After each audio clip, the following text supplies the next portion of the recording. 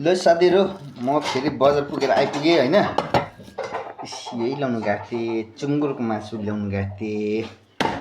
कतिले बुल्टिजार पनि भन्छ अरे यसको नाम हैन। हामी चाहिँ भन्दैन थियो जस्तो सुँगुर भन्छ।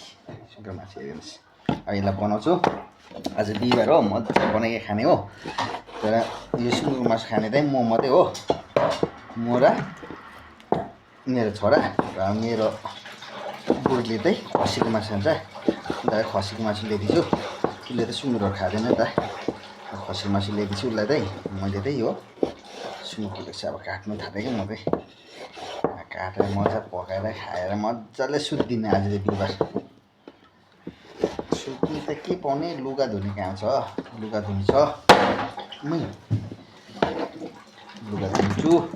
यो सुँगुरको मासु मजाले खान्छ। मासु त यस्तो पर्छ बिहिबारमा चाहिँ बोसो फलमासु बोस भएको। यहाँ त यस्तो पर्छ नि। एउटा कुरो मैले साग चाहिँ ल्याउनु बिर्सेँ। साग साग खाएँ भनेको थियो। त्यो बिर्सपट्टि बिहिबार हाटमा गोर्खा हाटमा त्यही किन्ने पनि बिर्सेँ मैले। ठिकै छ जे छ। अब यो मासु मात्रै बनाएर खान्छु।